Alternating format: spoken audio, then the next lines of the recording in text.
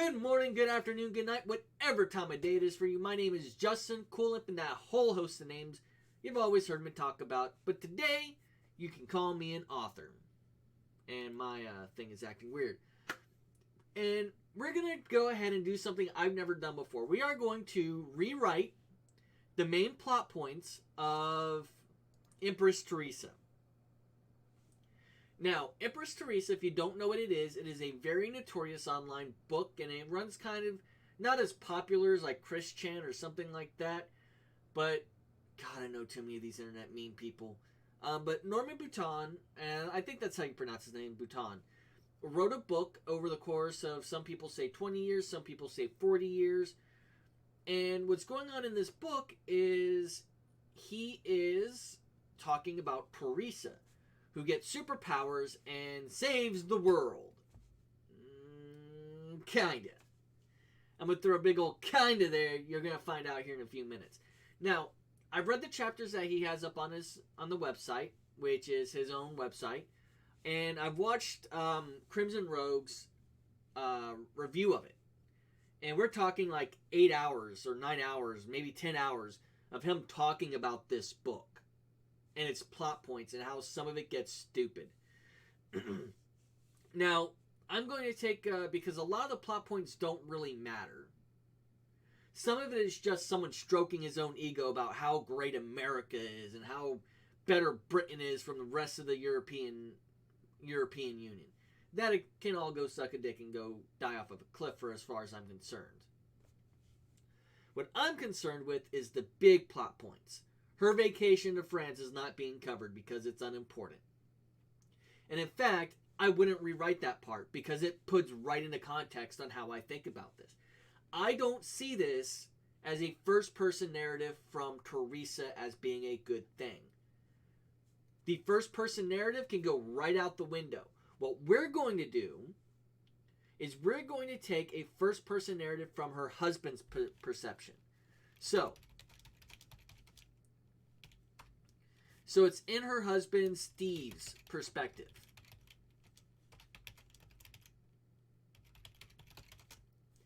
Now, this is important. When we take away Theresa being the main character, all of a sudden, we don't have to focus on how everybody loves her. Or, more specifically, if people love her. So we're going to go back over to my right screen here. I think that's always weird. I feel off whenever I do that. So the main plot points of the first book is this. A fox appears out of the woods, gives them powers to the main character.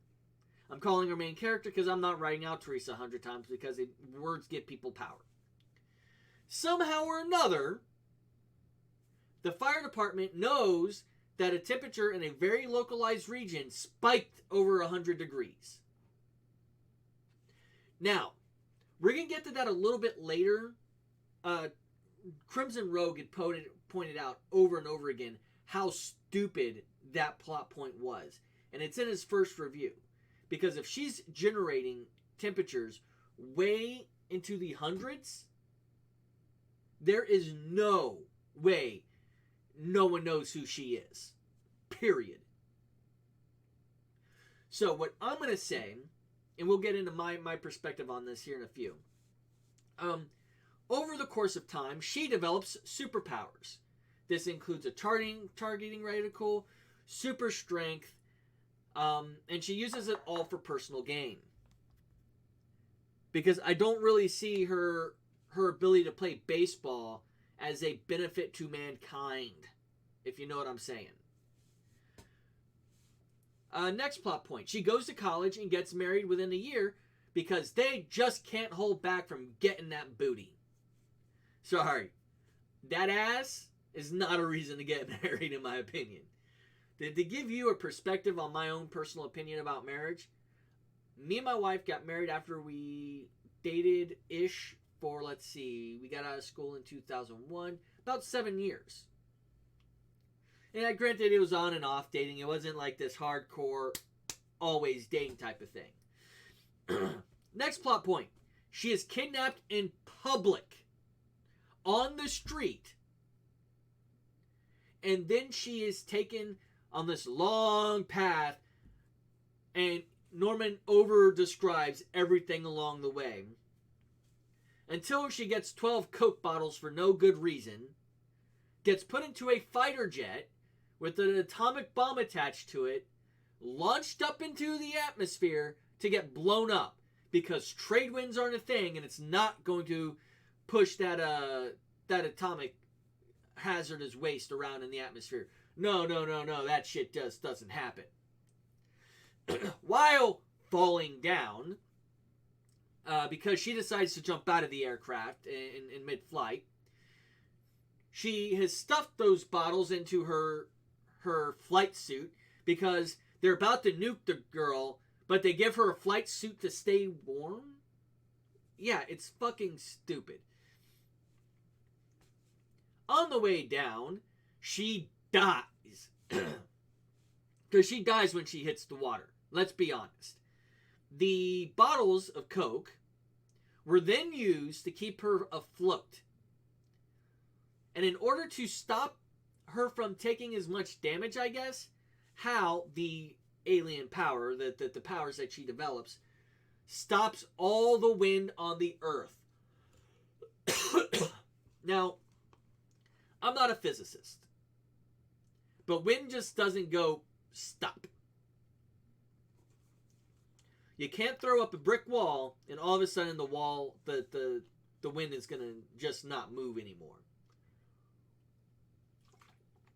So thankfully, Norman, in his infinite wisdom, decided not to describe how the wind is actually stopped, only describes that the wind stops. So, alright, right on. At least he made one smart choice in this book. Following that,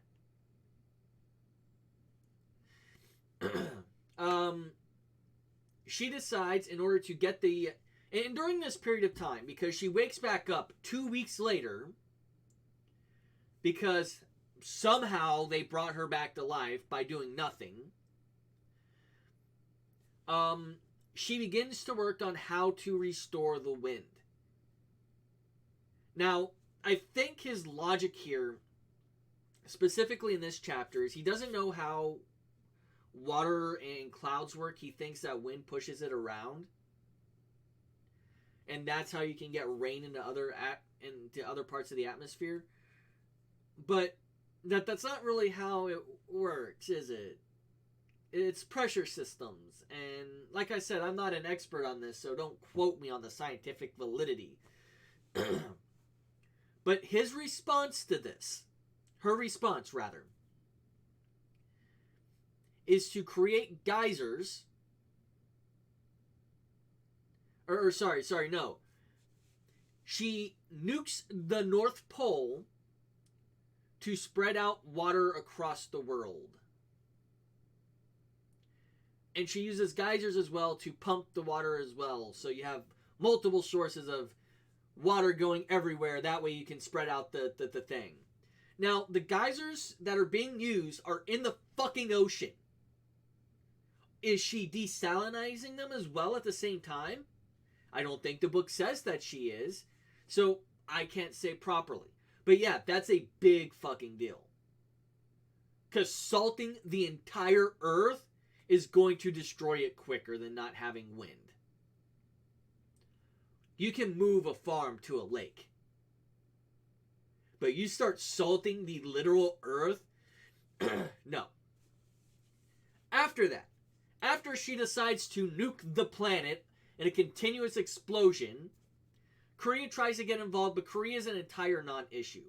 I'm going to cover that a little bit different because the rest of the shit with Korea doesn't matter up until this point. Up until that point. It's Korea being Korea. Now, next thing that happens is she decides to fuck up the global economy. And I don't mean like a little bit, I mean a lot. And I mean a lot.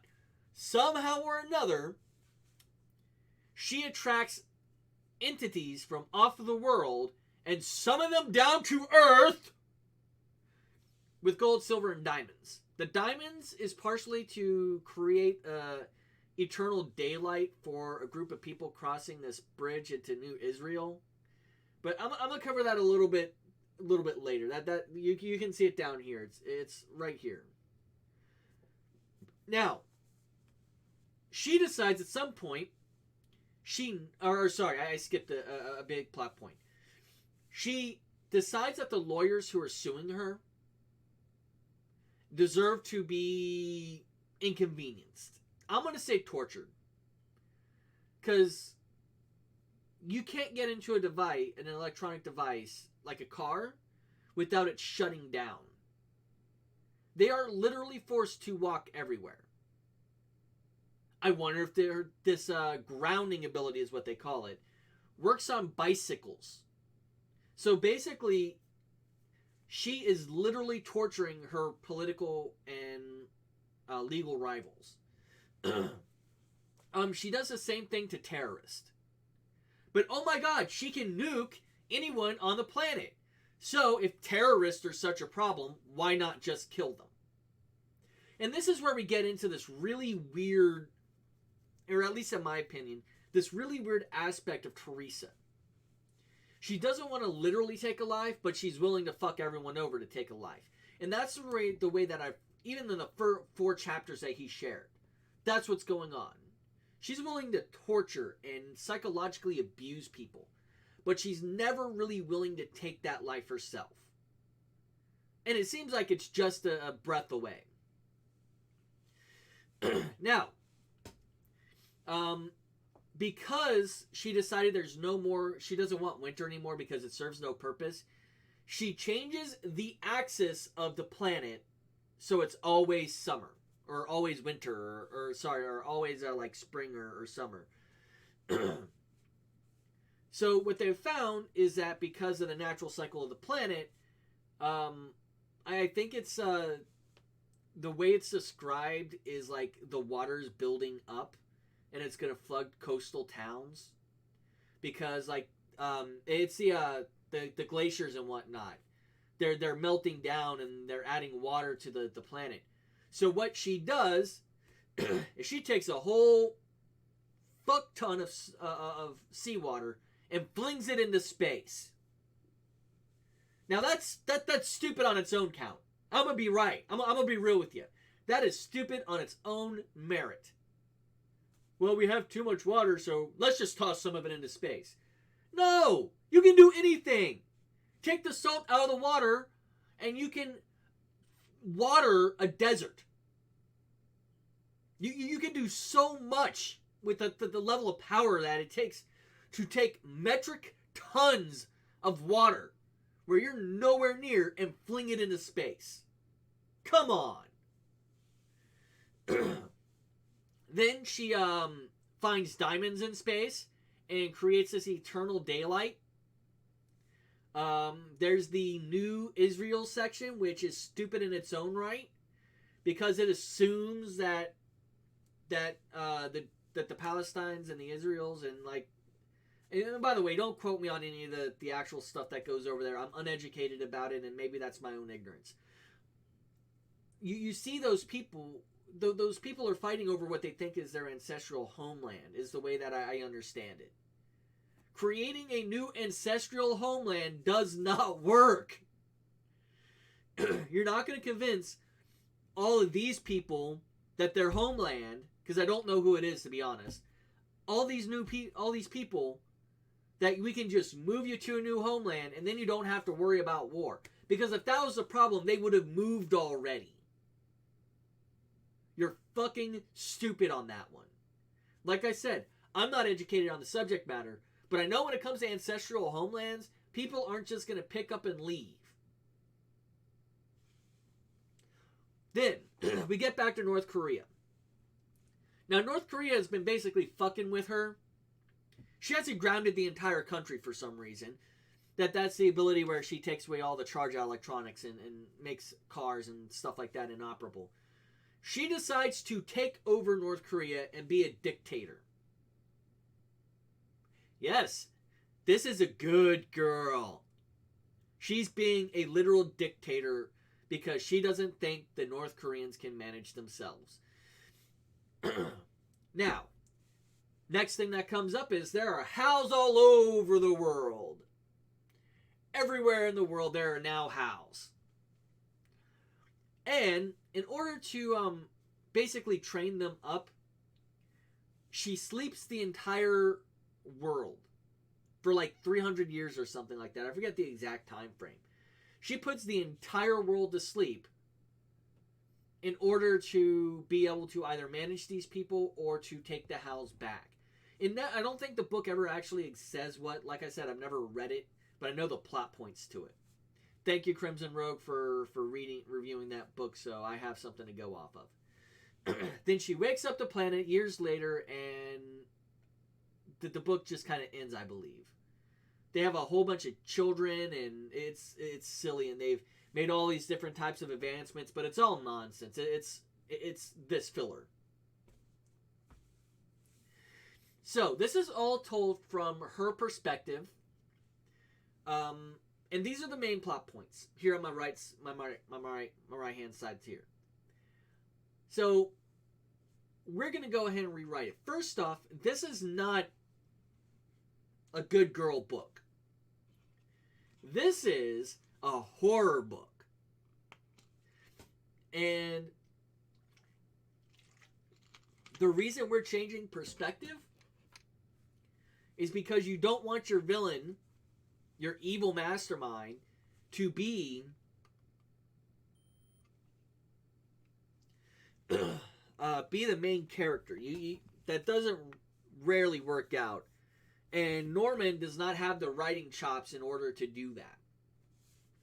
So first off, the book begins after she's been nuked.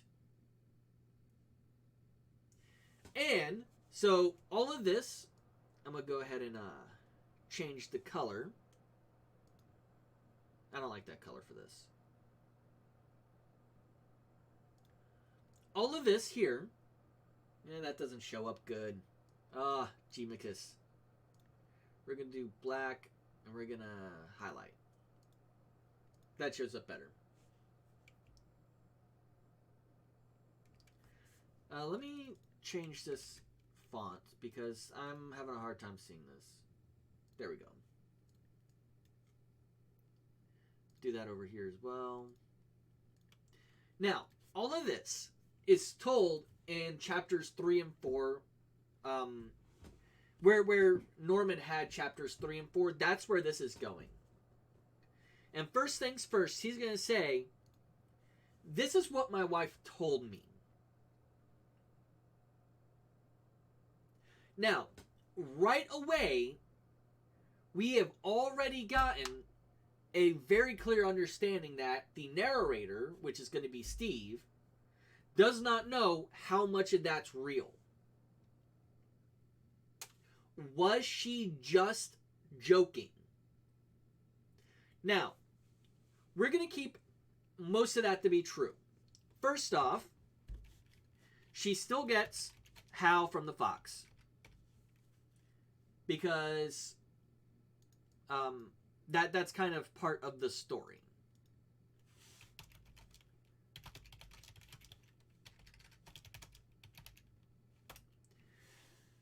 Two, instead of this nebulous, oh, we detected a heat spike. No. Literally what happens is there's an atmospheric storm that happens. This is going to actually attract the attention of people. A random heat spike happens. Houses catch on fire. People start bonfires. Shit like that happens. I'm pretty sure I could go out to my second lot, light up my, because I actually have a fire pit out there that was used by the previous owners. I could go out there, spark that up, and until the fire department is called, I'm not going to get someone coming over blazing, hey, we detected a heat spike. So that doesn't happen. There's actually atmospherics that changes it. And we can say this is how changing form. But Steve will even go, well, I took a look into the date that she said that it happened around that. and there was an atmospheric storm in her area. We keep the being spied on by the government nebulous, because we don't want the government to really know. She's just saying, all my life, the U.S. government has been following me around and trying to follow me and make sure I'm taken care of, and I don't do anything. It's just so horrible. That way, we have a point where Theresa can actually be sympathetic. Before she goes all tyrannical, of course, but that we're going to get into that. The superpowers don't come from this waking up one day and you have a targeting reticule. We're going to keep with what basically Norman describes it as later on in the book. Now, he doesn't know how much of this is true. So she still describes it to him as this is how it happens. But whenever I'm writing a book, I like to think about the background of the characters. So she doesn't develop the powers arbitrarily. They just don't show up one day with her twisting a horseshoe into a circle and showing it to her father, and a pastor. It's a Catholic father. She does get superpowers, but it's more out of a desire for them. First off, we're gonna, and mind you, this isn't gonna be in the book, but it's background story. So if someone really wants to know more about it, and that's important whenever you're writing a book like this, because it helps. Character matters to me. So first off, she develops the super pitching powers, which is the strength and the targeting reticule, because she wanted to show up somebody. She was playing catch with a boy. Her father's like, oh, you play catch pretty well. And then he was trying to embarrass her, and that's when it happened. This is trying to get into her perspective. And it feeds into this idea that she has been looked down on by others. It gives her a reason for her to be the tyrannical person she's going to become. Now, this is where we get to the really interesting things. So, all of that Steve gives to them passes through. Then he starts talking about when he finally met her. He's going to describe the as described by the book, almost nothing black dress. I'm pretty sure I'm only paraphrasing that. I'm pretty sure he describes it differently. And how she first came over to him to make someone she was attracted to jealous.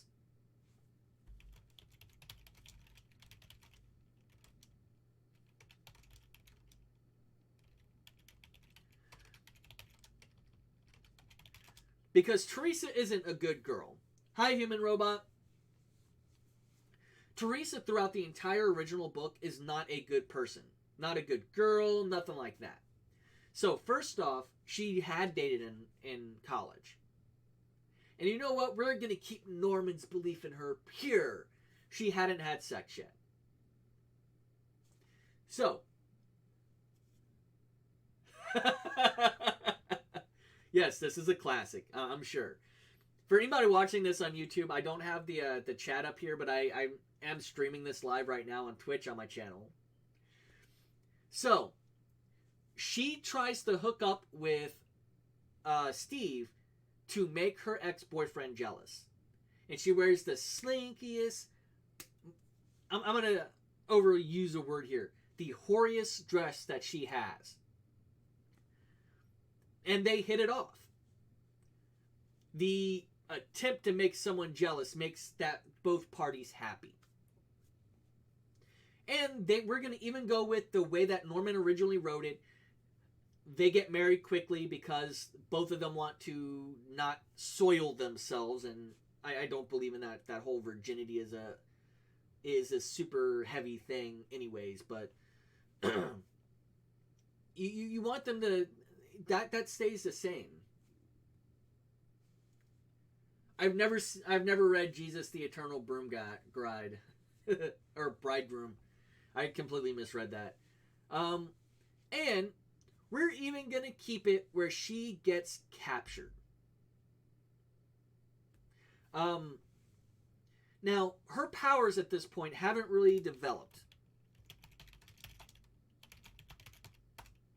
So she still gets picked up, but it isn't in the middle of the day. It's not on a street. It is in the middle of the night. She is bound and gagged and drug out of her home. And it doesn't happen during school. It happens during the summer. And this is where Steve is going to say, well, I don't know what happened. I woke up. I felt nauseous. Give everything the symptoms of someone being hit with chloroform or some other drug like ether where they're knocked out for a few hours. Now, this is where we get to the next part. She gets blown up. Now, no one knows if she really got blown up.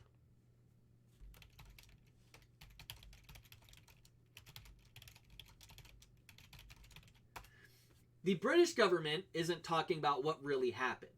They're going to keep this as close to the story as she says it is. Now, during this time, the wind really has stopped.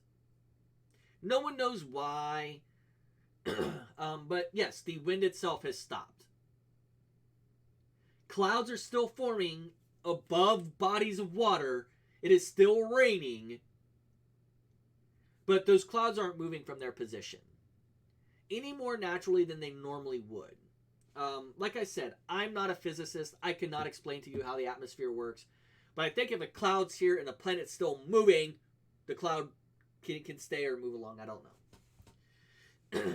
Now, the wind has stopped. What is Theresa going to do? Now, this is where we begin to see the insidious nature of Theresa. And like I said, this is being rewritten for a horror story rather than this Theresa's a good girl garbage. What happens is she's talking with Steve because we switch away from us talking about what happened in the past and we get into the present. And what happens is she's like, you know what I'm going to do? I'm going to take all that ice because, nothing happens in the North Pole. What I'm going to do is I'm going to take that and I'm going to start blowing it up with atomic detonations. And Steve tries to tell her, no, that's a bad idea. And all of a sudden he gets this sharp pain behind his eyes. He doesn't know where it's from. But he tries to disagree more. And now it's behind both eyes. And he finally says, I guess that could work. And then the pain stops. And this is where Theresa finally shows who she really is.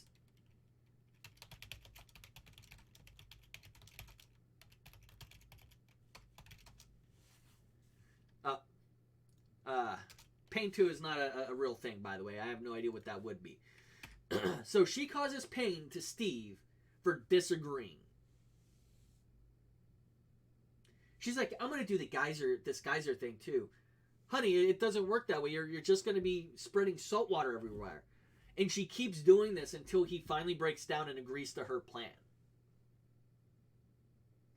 And see, right here, we've already got an establishment. She's not doing this worldwide yet. She's not causing people pain to agree with her yet. Except for Steve. She hasn't branched out into the wider global economy yet. So he's like, yeah, I guess that could work.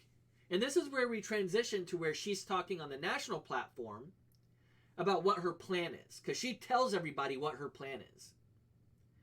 And people rightfully start to do the same thing, and she invokes the same type of ability, where anyone who is disagreeing with her is getting massive migraines, cluster headaches. They feel nauseous every time they disagree with her. And they're finally like, well, it can't be any worse, and the pain goes away. Now she's like, I don't know how exactly I'm going to do this yet, but I know we have a time limit on how long until we have to start producing food to keep everyone from starving to death. So, she starts working on it. But she doesn't really care. And this barely working on restoring the wind is only a ruse. She's waiting till last hour to do it. So she pretends to work for a few hours. She makes this complicated table, the switchboard for Hal. Which in my version, the switchboard doesn't work.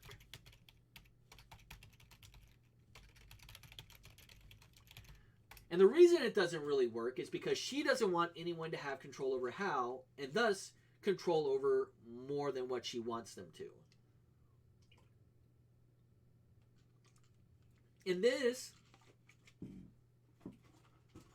is where we start to see the degradation go further and further and further. So, when we see this happen, all of a sudden, she starts to do it. People are freaking out. And she's like, let's take a little tour. We need to take a break. And they do the Paris trip. Steve begins to say, oh, well, this is nice. Look at the Eiffel Tower. And every time he compliments France, she pains him. Every time he says something nice about the food, she pains him. When people disagree with her, she pains them. Until they speak in English. And she openly mocks the French. Throughout the entire process of their trip, she openly mocks them. And because she doesn't understand or refuses to learn how to speak French, what happens is she just pains anyone who looks in her direction. And this is where Steve, because she hasn't developed the ability to read minds, but whenever someone openly dissents against her, that's what she does. The FLIR vision, the radar, that's going to come up because that does happen. She openly mocks them. She gets back and I forget the name of the family that takes her in because it's unimportant. They are unimportant. And they've set up this enclosure for her and the chipmunks. And she does this thing for live streaming where she goes out after she's done working. And she sits down and she plays with the chipmunks, who she's doing the same thing to. She's encouraging them through negative reinforcement to engage with her. Because publicly she's trying to still hold a good face. It's already slipping. That mask is falling away real fast. But Steve notices that this is all a publicity stunt.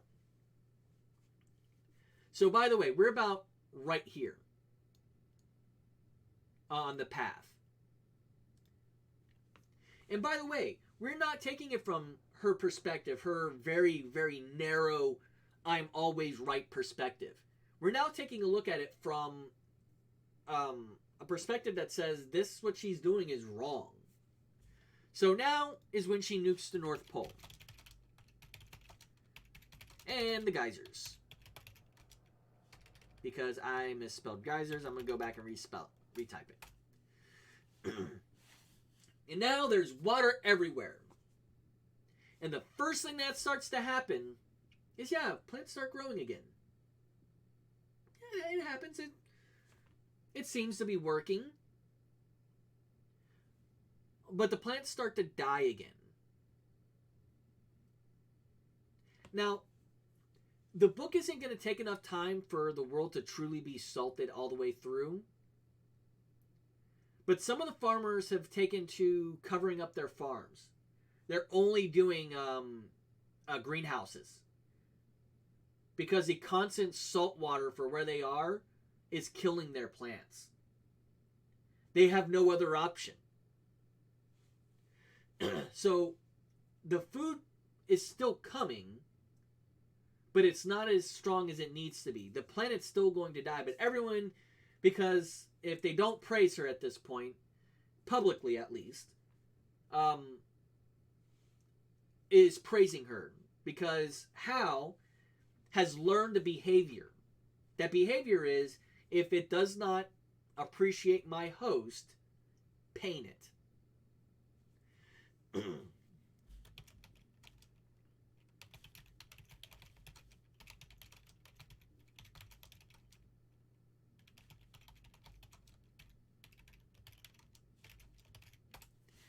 And that right there is where we start to really pick up into the pace of the book. Now, right now, what's happening in the book is she's still doing all this stuff. Next thing she does. Now, in Norman's version of the book, she doesn't intentionally screw up the economy for the sake of screwing up the economy.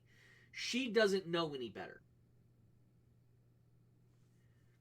However, in this case, in our horror version of the book, what happens is she does it intentionally. She does it only to prove that she can. Because so far, her power to basically limit herself to the Earth. No one has seen her develop powers outside of the Earth. And at this point, she is still caught up in her own ego that she doesn't think that people are disagreeing with her. Because she hasn't had to intentionally pain anyone in a long time. And some people are just flat out agreeing with her. They are forming the cult of Theresa. They are calling her the new Empress. Sorry, I had to get a cough drop. So she doesn't recognize that Hal is doing this on its own. But it's what she wants it to do. So she starts summoning these asteroids with gold and silver and other precious metals down to Earth. And she intentionally, big old keys phrase here, floods the market with gold and silver. And becomes the richest person on the planet. Period.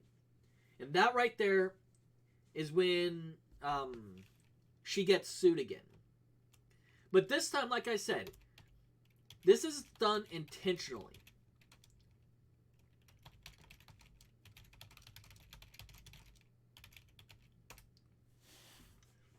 This is done intentionally so she can have more power. So she can be the one who says, yes, I'm right, no, you're wrong. And she intends to fuck up the economy.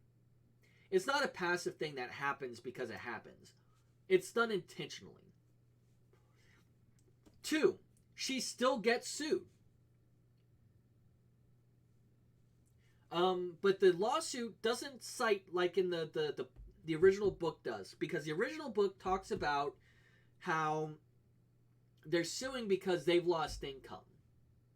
Now, in the real world, there's a regional amount, there's an amount of risk you take with any project you go into. Hell, streaming is a great example of a project that you can do your best, have all the best stuff, and still fail on. But they still sue her because she's not a licensed dealer. For the amount that she's pushing out, there's some government law somewhere, and we're going to pretend, even if there isn't one, that to sell mass quantities of gold to ensure that it isn't stolen or faked, you have to be a licensed dealer. That's what they're suing her for. And they're suing her for her profits because she is not a licensed dealer. And that should go to the people who have worked hard to get those licenses and to hold their standards at the highest it can be.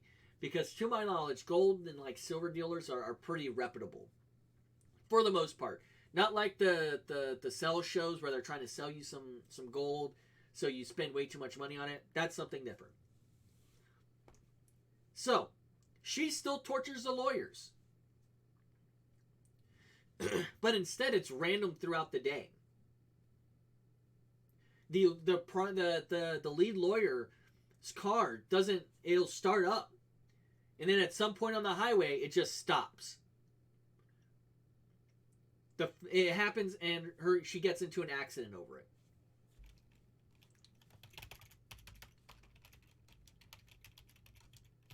So that's the grounding effect that Norman talked about in his book.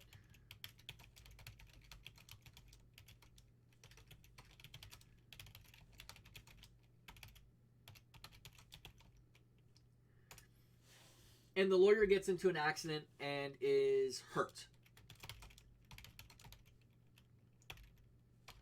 If I can spell today.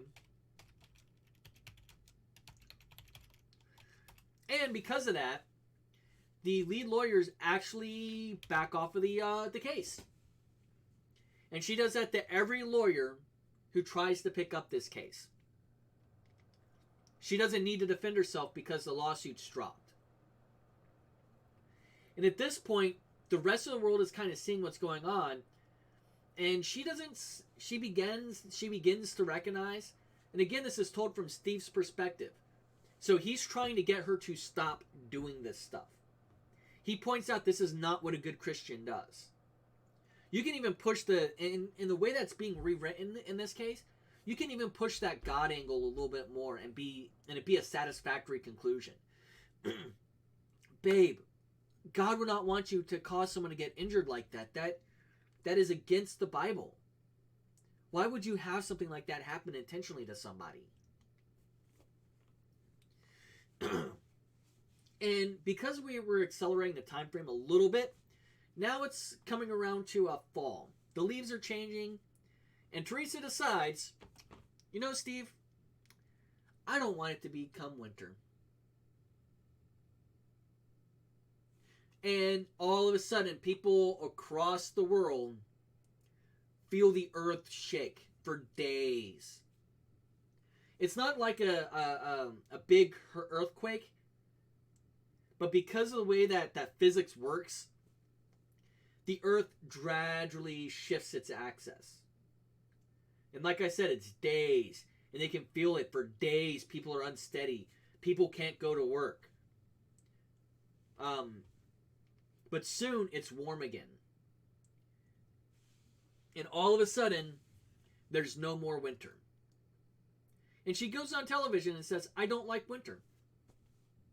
I don't want to deal with winter. I hate wearing those clothes. They make me look frumpy. And I'm not going to do it anymore. And all of a sudden, you hear people begin to raise their voices and suddenly silent it again. Because that pain they were enough to go through that first level of pain. But all of a sudden, they found themselves not being able to balance. So her powers developed more to causing people injury and harm. Next, we're going to get to the big point. Because she's shifted the axis of the world over days and days and days. Finally, scientists are coming to Steve. And he's having a meeting.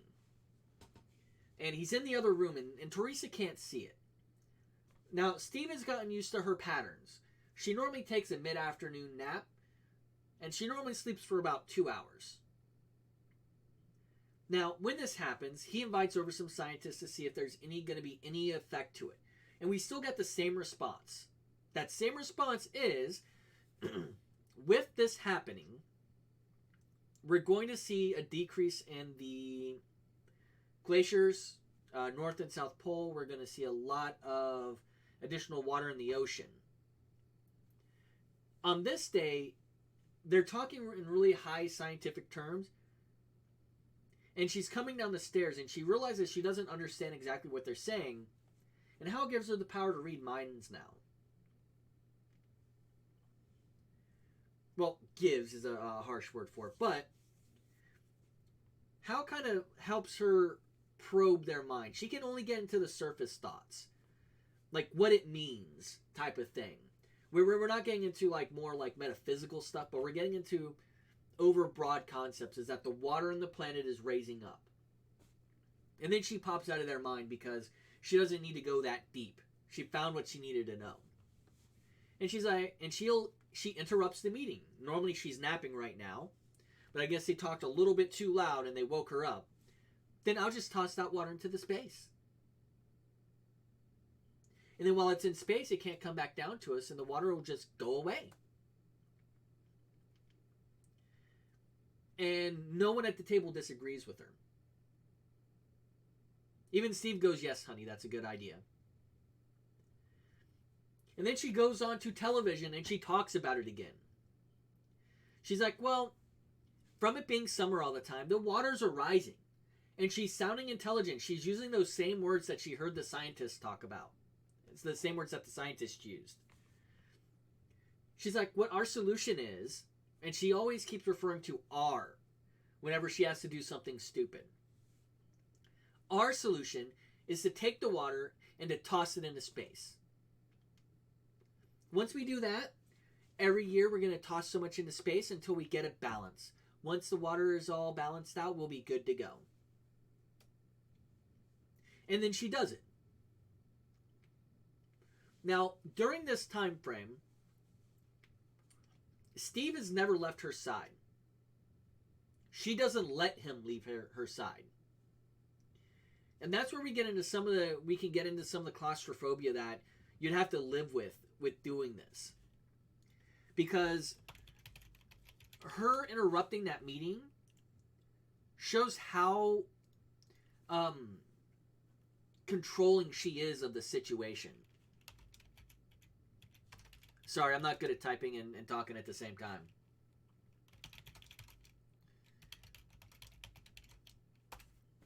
So because the oceans are rioting, because he's isolated, he doesn't have anyone he can really turn to, he's going a little mad.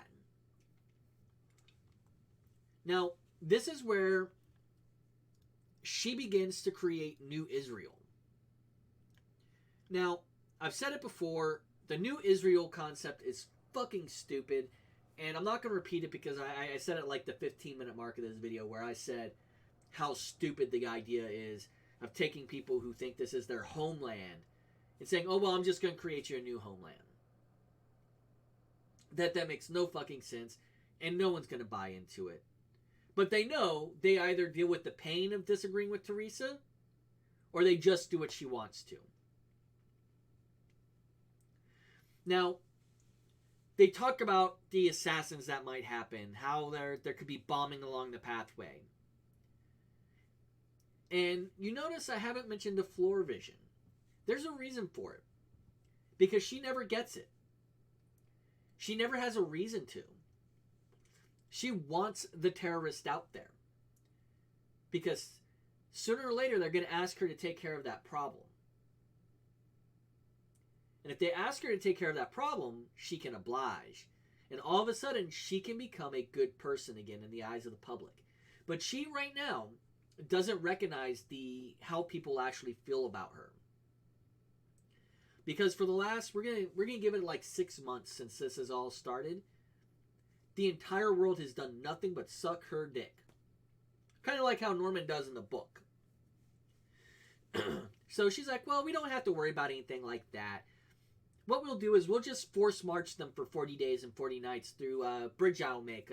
I'll lift the water out of the way. I'll be a little Moses as he here.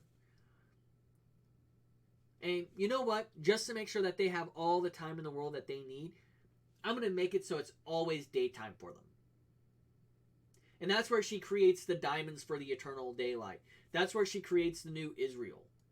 And that doesn't change. Because those actions in themselves are already abhorrent. That is already so tone deaf about what's going on in that country. And like I said, I'm not an expert. I'm not well read on it. I'm not going to say which side is right, which side is whatever. That's not my job. But that stays the same because that is evil inside of itself. I don't have to make that evil. The intention behind it's a little bit different. The intention is, I'm going to be a good girl in the first book, in the originally written book. In my version of the book, it is more, I'm going to tell them to do something and they're going to do it. She's still testing her power, seeing what she can get away with. And that right there makes so much more sense for her as a character than what happens in the original book that Norman wrote. We're going to get to the last two big plot points. I don't consider the 200-year gap to be a big plot point. Finally, she decides she's going to see if she can directly influence the world.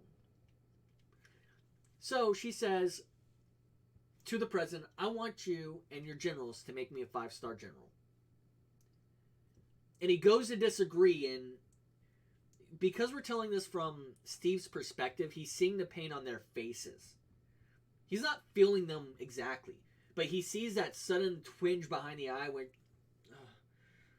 when someone begins to speak in disagreement to her, she gets put in front of the Joint Chiefs, and the same thing happens because they already know what's going to happen. They know that all she's going to do is force them into submission, and they have no choice. And she's like, I'm going to take over Korea, and you're going to help me do it. And they militarize. They push out the troops. They take over Korea. But this time it's a little bit different.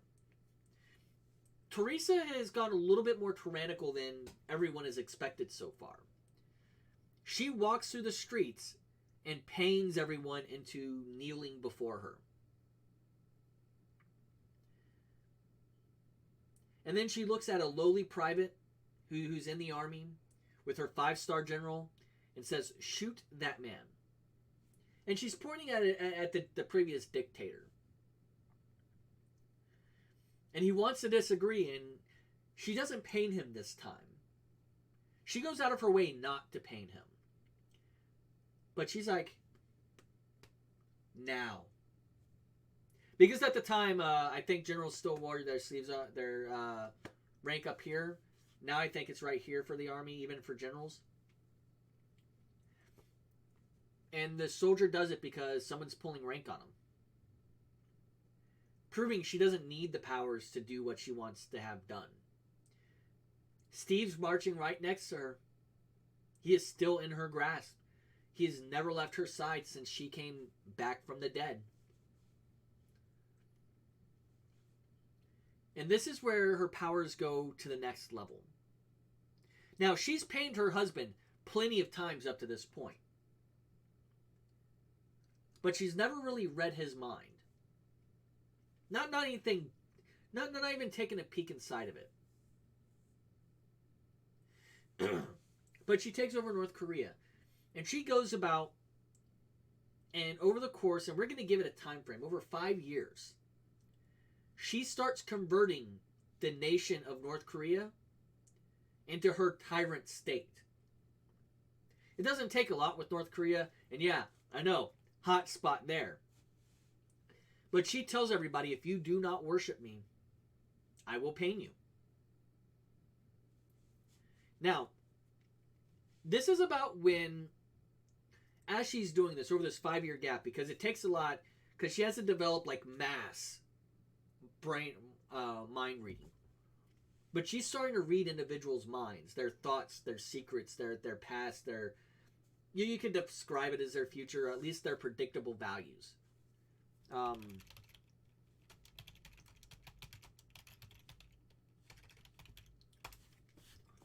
And now she's sitting here and she's looking at all these people, and she's subjugating them one by one. And it takes a while. It takes her 5 years. She hasn't learned how to spread it out over the world to read everyone's mind because she can't handle the input. But 1, 2, 5 people at the same time, that's fine. And then that's when she notices a different Hal. Not her Hal. Someone else has one. And then she spreads out her thoughts and her belief, and this is what she's telling Steve she did. Because she still thinks Steve is her full confidant. She's like, I have to take care of them. They could destroy the world we've built. And she's still talking as if they're a pair. And she's like, okay, I know what I'm going to do. And that's when she sleeps the world. No notice. Nothing. Just out of the blue, all of a sudden, everyone goes to sleep. Now, what has happened, because we're still going to have the 200-year time gap during the sleep. Or it's like 300 years or something like that. It's something stupid. Now, they don't have the horde of children that they have locked in eternal stasis of whatever age that they happen to be. No. What has happened is she has gone to every single one of those other HAL units and absorbed it. And if she couldn't absorb it, she destroyed it. And she's done this for hundreds of years now. And it makes it so much more interesting when you think about it in a perspective of, I need to make sure every one of these people have their powers. That's the way it's originally written in the original Empress Theresa. But in mine, it was done intentionally to consolidate her power. So even if all of those other hows, the ones she may have missed, present themselves, they will be nowhere near as strong as hers. Now, she doesn't have like galaxy level abilities. At most, she can spread her influence over the planet, but she can't do a galaxy or universal level abilities yet. But over the hundreds of years that they take to do this, well, it's more her. She keeps Steve alive, isolated, away from anybody else. And she hasn't read his mind yet. She still thinks she's a good girl after all. And all of a sudden the world begins to wake up again. Everyone starts to come back alive. And what they find is Steve is covered in blood, carrying Theresa by her head alone. Because at some point during those hundreds of years, she finally fell asleep. And he slit her throat. Because she never really survived an A-bomb. She didn't drop hundreds of thousands of feet onto the water and splat herself, or tens of thousands of feet, and splat herself and live through that mush that she claims to have. She pained everybody to say that happened. When the British government came around, they just assumed that was the situation, that she had actually gotten nuked and she survived it. And there you have a better story. Theresa doesn't win in the end. Steve ends up dying shortly after that. He's not praised as a hero. He's given shit for being an enabler for so many years. She slept before. Why couldn't you do this back when she first tried to assault the world? And then Steve dies in prison. He doesn't die a glorious life.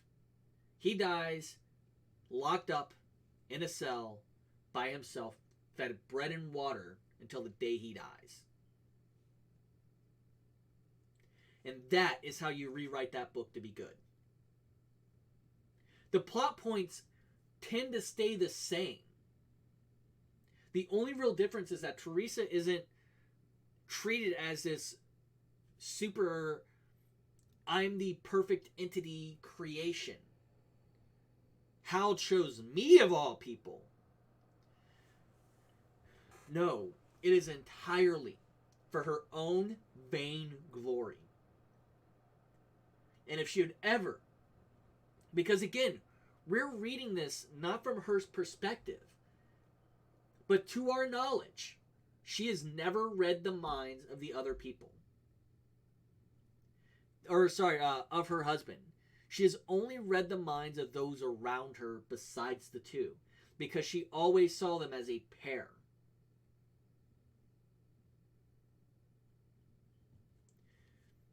And what would be interesting about it is the way that I would write it is he never writes, whenever Theresa is painting Steve specifically, she doesn't look at him.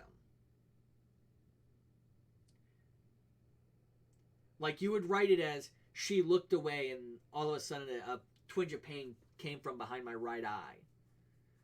The migraine intensified until finally I submitted. Yes, darling, that'd be a great idea. She turned around and gave me a big old hug. Happy as the day. Happy as the day is long. And all of a sudden, you have this entire thing all together. And people would probably like it so much better. And let's be honest, the way that's written is it shows there's more forethought into the book itself. Wow, this has taken me an hour. And because of that, I think it would work better. I think the overall plot structure could support it. And the character herself, even in the original book, is not this Catholic good girl as Norman wants her to be. She's a sadist. She delights in the inability for the lawyers to do their job. She does the same thing for oil. And that's why it's just listed as screws up global economy. She delights in the fact that some of these people can't do their day jobs because I want to do whatever I want to do. I know I'm partially to blame, and I'm going to say partially because the government didn't have to blow her up. I know I'm partially to blame for the wind stopping, but what can I do to get that to work? You sit down with a physicist, with someone who knows not astronomy, atmospheric pressures, and you have them educate you. You work 16-hour days. You don't work, 4 hours now, 4 hours later. I feel like taking a 3-day trip to France to enjoy myself because I'm working so hard. No! The fucking farmers that work 12-hour days, they're working hard. And with her plan, specifically the geysers and nuking the North Pole, all that does is spread around salt water and it salts the fucking earth. And not in just one place. Now, in a epilogue, I would write that the entire world dies. That the food, that when they get back, the food is diminishing. It hasn't gone back to normal. There are very few places left, and it becomes a post-apocalyptic world. Because Theresa has salted the earth for hundreds of years. Now, with that said, I hope you enjoy the video because I'm going to upload it to YouTube, and this is probably where you're watching it. I know it's a bit long and a bit ranty. I know my faults. And I hope the people who are watching me on Twitch enjoyed it. Human Robot, I know you were here. Thank you so much. I appreciate that. But really, take a look at this. This is a badly written book. And I'm not even getting into the prose of the book. I'm not getting into a very adult male trying to write in the voice of a little girl. That's creepy as fuck to me. But take a look at it. Tell me if you enjoy it. Leave a comment down below if you think there's something else that could be improved upon this book. And with that said, good morning, good afternoon, good night, whatever time of day it may be for you.